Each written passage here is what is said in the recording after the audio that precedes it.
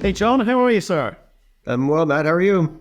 Not too bad, not too bad. A little bit excited about the market. A little bit of news out of the US today. White House requesting $2.2 billion for their enrichment services that they want to build out, secure their kind of critical minerals list and energy security. What did you make of that? Well, I think they and probably most of the governments around the world are starting to get interested in uranium, what it really means. And when you start delving into the supply chain a little bit, it's not just as simple as sort of digging it out of the ground and sticking into a reactor. It has to go through the enrichment process. You know, utilities have specs for all these reactors, and they need to be fairly precise. And so it's not exactly it has to be fairly exact. You can't see, the tolerances are fairly low. So, it's not like enrichment can just sort of happen quickly, get two guys in the garage and throw some money at it and it works. It doesn't kind of work like that. And the fact is, depending on what numbers you believe, Russia and the stands account for roughly 2/3 of the enrichment, depending what type of enrichment, globally. And so, you've got that in the bad, sort of the quote unquote bad actors and the geopolitical tension added to that.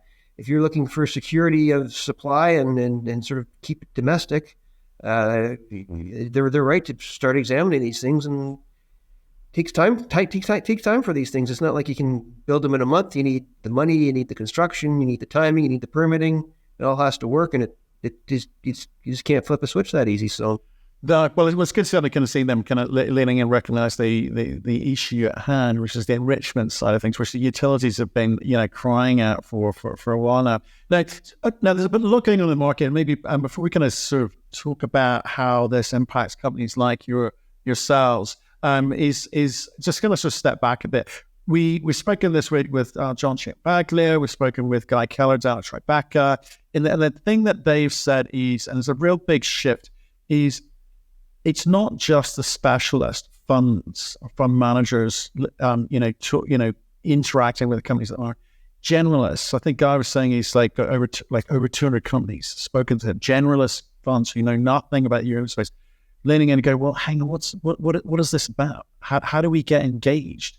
I mean, what's that look like from the other side of the fence? Are people sort of, dialing in and talking to you as a potential future supplier? Yeah, for sure. I mean, we're getting calls from people we would never have thought we got calls from. We have to actually qualify them, see if it's they're really who they say they are, because it doesn't really make a lot of sense why they'd be calling us. But I think what it highlights is that, if you take a time frame in the next 3 to 5 years, what type of projects can actually has a realistic chance of getting into production, notwithstanding what people are saying in their corporate presentations, things like that. And when you look at those types of mines and you actually do some work on them, that list is fairly small. And if you scratch off the list, countries where you either can't or won't or don't want to participate in, that list gets even smaller. And all of a sudden, it's not a list. It's like 4 names or 5 names, and it's not like you can have a list of 50 and pick your favorite 5. There's 5, and you better figure out to get 6 is quite a chore. I know, but we've also got going on in the background is obviously China being hard at this for the last 10 years or so. They've been securing their own supply.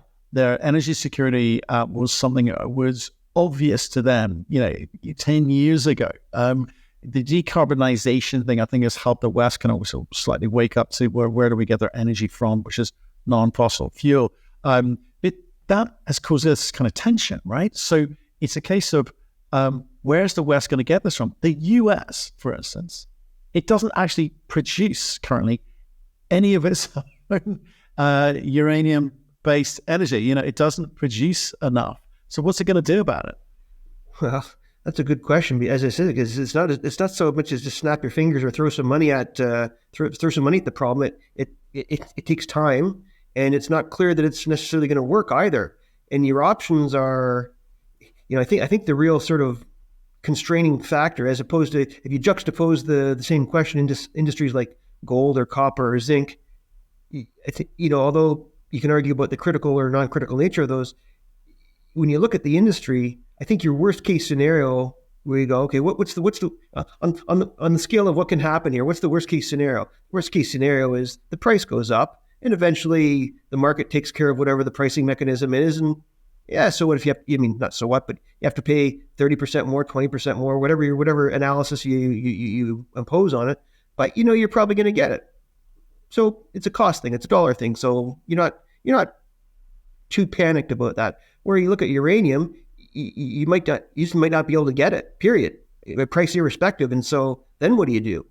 You start shutting down reactors. You what? What do you do about it? You can't do anything about it. You can't make it up. You can't, again, throw money at it and make it work. It just doesn't work like that. But that's the amazing thing here. There is no plan B. It sits right. We talked about renewable energy. It was the darling child. It's now under a lot of pressure because, well, for lots of reasons around recycling, reliability, etc., and the sheer cost of this thing outside of this government subsidies. Right. You've got the existing infrastructure, which doesn't involve fossil fuel, which you've got big funds trying to kind of phase out and make it really, really hard for us. So nuclear is being seen as the only game in town. But governments have got to catch up. The money's got to be there for the infrastructure. And that's got to trickle down very, very quickly to companies like yours. It's got to be easier to access that capital. So what is a company like yours doing in a market like this? I get the inbound part of the equation here, but what's it actually going to do for you over the next 12 months, do you think?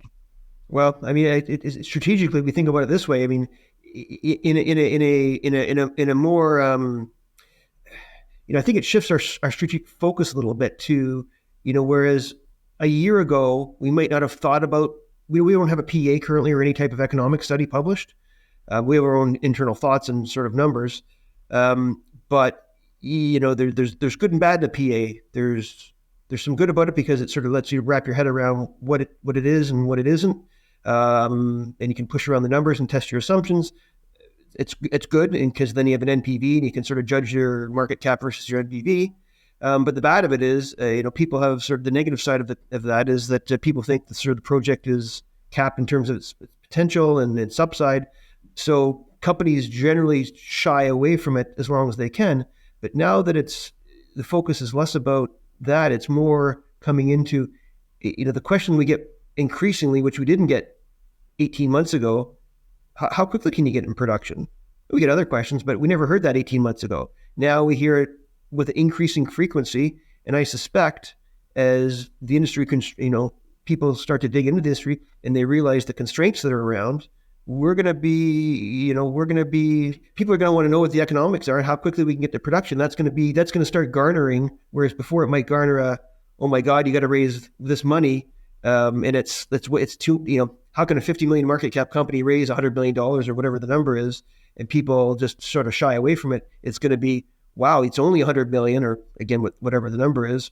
And because, the government will back, what's an easier way for a government to sort of get into the industry is that if they're sure it's going to come into production and you're going to get them paid back, government, I think you're seeing and you will continue to see governments either guaranteeing loans or providing loans directly or however the subsidy mechanisms get flown through. But I don't think that capital cost I think it's going to be a shift that, you have to do it properly, but getting the money is not going to be an issue. And, it's how quickly can you get in production? Therefore, somebody who can get in production in 2 years is going to be more highly sought after and theoretically better valued than somebody who can get in production in 5 years or 10 years. And I think that's a shift that's coming. It feels like it is a shift that's coming. And it's kind of like, it's almost like uranium may not play by the same rules as other commodities in that sense. And says there'll be a price insensitivity because if you guys don't produce enough for global demand, literally the lights go off. So therefore, as a percentage of the cost of that failure, funding uranium development projects is seemingly inconsequential. It feels like to me, and that would be an interesting thing. And then that, in a sense, then changes. I think you alluded to. There's a kind of, well, maybe that changes up our strategy somewhat here. If price is no longer a question, it's a kind of a given, and that you can either say there will be sustained price at X level, or at least a floor at X level, or a guarantee of an offtake, should you be able to get into production from someone at a base level, you guys can change the order of play, because it becomes less about the efficiency of the startup and more about the combined revenue of the ongoing operations. Would that be fair to say? That's fair to say. And I think it's important to point out as well that, it's different than other green industries. I mean, think of wind and solar as a competitor, if you will, and within the green space. It involves technical risk. There's no technical risk in uranium. It's proven. I mean, there's 400 whatever numbers odd reactors around the world, and is it still suffer a little bit from sort of the not in my backyard syndrome? Yeah, it does. But I think an increasing trend around the world globally is a realization that, people, regardless of what your orientation is about global warming and climate change, there's an increasing realization that this problem is probably going to have to be fixed probably a little sooner than most people thought. It doesn't have to be tomorrow, but it's, that time frame, that wall is sort of getting a little closer. And to the extent you start doing some analysis about how you do it, well, how do you get green energy? Okay, well, nuclear, yes. There's hydro. Okay, great. If you have a river, that's great. If you don't have a river, it's off the list. Wind and solar are great for smaller things because they can't produce baseload power at this moment. Does the battery technology get there to the storage and the transmission mechanisms and all that stuff? Yeah, probably at some point. But if you need to make decisions today about where to put money, it may not be the most ideal, but it's the best one, because it's the technological merits of nuclear are exceedingly better than any. There's no technological risk. It's established. It's there. It's operating. You can go see these things. You can dig it out of the ground. You can process it. It's, we're especially lucky in Canada with Saskatchewan being a hub, with the Athabasca Basin another. It's probably the easiest one for a government or a larger organization to say, okay, listen, if we need to put an initiative in place, you start looking at what the risk profile of these are. There's no technological risk. Are there some permitting and other risks, as there are with all projects? Sure. But it's sort of like, if you add money to the mix it up like a cake batter, you can put it in the oven and let it go. Whereas some of the industries don't have that. I mean, I don't think people have realized that, not much media attention has got to it, but, a lot of governments have the net 2050 net zero. China just made that 2060. And they said, they produce about a third of the fossil fuels in the world. And they said, we're going to keep doing that till 2030. Then we're going to trail off. Okay. I think when you start sort of working through the systems and working how things work and what are the realistic projections about how things can work and how things can't work, you start realizing that, what might work on paper or look theoretically nice, may or may not work that well in the new world, and it, it's coming. So you have to, it has to be addressed at some point. Yeah, no, I think there's a whole bunch of realities going to be faced, such as, I think we were talking about the nuclear fuel report before we started filming. What companies say they're going to be able to produce, which companies will actually be able to produce what they say they will, are two very, very different things, and certainly timeframes will be different, because jurisdictional risk is an issue, technical risk is an issue, access to capital may not be such a problem going forward, because of that one thing, which we're starting to see at the moment. There's been a very steady uptick in price. I think the ask today was $75. Imagine that a year ago, right? How do you think that plays out now? Because in terms of that if you're charting the price growth over the last 12 months, it's less gentle, accretive growth. I'd be very, it's a bit more than that, 50% up. I'd be very happy with that. What could that look like going forward, given what we're hearing globally? We've still got Russia in the mix. We've got our Middle East issues with the Israelis. We've got, clearly demand shooting through the roof across not just China, but Middle East, across Europe. US is waking up. What's that going to do to price? And again, how does it affect you? Well, how it affects us is, we're less sensitive as a narrow, high grade mine. It tends to be a little bit easier, a little bit more profitable. Our footprint's smaller. So it's easier for us to get into production as opposed to a large-scale operation, both in terms of permitting, scale, and money, access to capital. But it's difficult to predict because it's the reality is it's probably a mix of factors, and so there's probably a little bit of catch up from before, and you have to realize the industry is fairly for better or for worse is structured. It's structured in the sense of there's a few financial players. There's some ETFs and stuff floating around, but most of the industry are producers of the product and either intermediaries or end consumers. And those end consumers are utilities, generally speaking. And utilities, like governments and big banks, big institutions, are conservative and slow moving. And so I think there's a little bit of catch up from that before when, uranium was in the 30s, playing into the factor. And I think it's also a realization that, as the price increases, again, typically what happens is in most industries is marginal production, tends to come online as the price moves up. And I think in uranium, that's just that's generally not the case. And I think what people will start to realize is that if, let's say, 75 is the new base case, and everyone agrees that that's the long-term price, people will, they'll start going, okay, Project A, you said your long-term price was it needs for 75 to put it back into production, so let's, get going.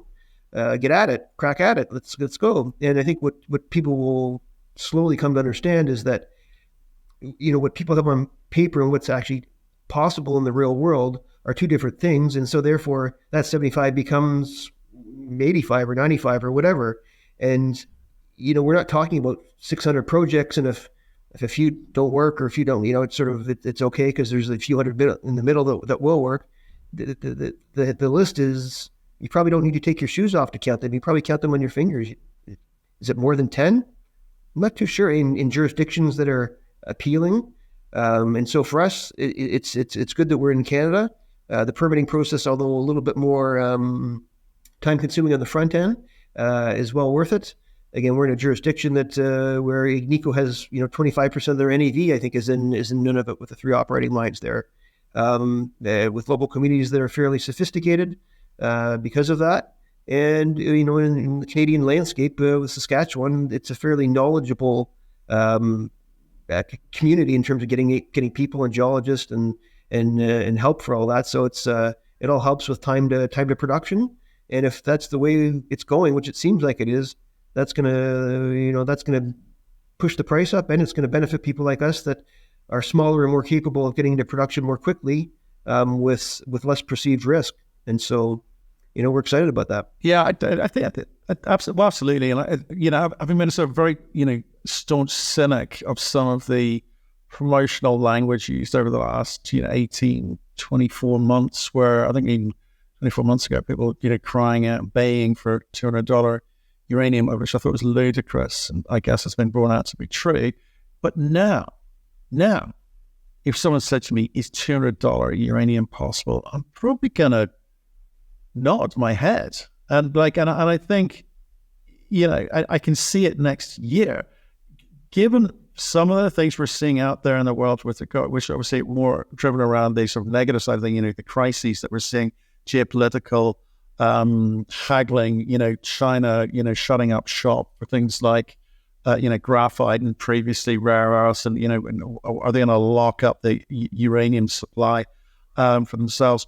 But also positive things, little things like, data centers now talking about using SMRs to power their massive energy needs. The U.S. military talking about transportable micro reactor designs, and all of this in sort of common everyday conversation and in broadsheet newspapers of it feels like people believe that nuclear is the solution, and obviously clearly that's driven by the access to uranium. So it is very, very positive out there, but it also suggests it might move quicker than perhaps we even thought about, because I think none of the figures I've looked at so far have included any of this SMR just SMR designs and SMR use cases in any of the numbers. I mean, what do you feel that SMRs will kind of move through the phases quickly? It's proven on a large scale, so why wouldn't it work on a small scale? Some are being developed around the world today. I'm not I'm not sure there's one actually in production today, but I think they're close. But think of this. Think of the U.S. Midwest. Okay, hydro is not an option because you don't have a hydro dam.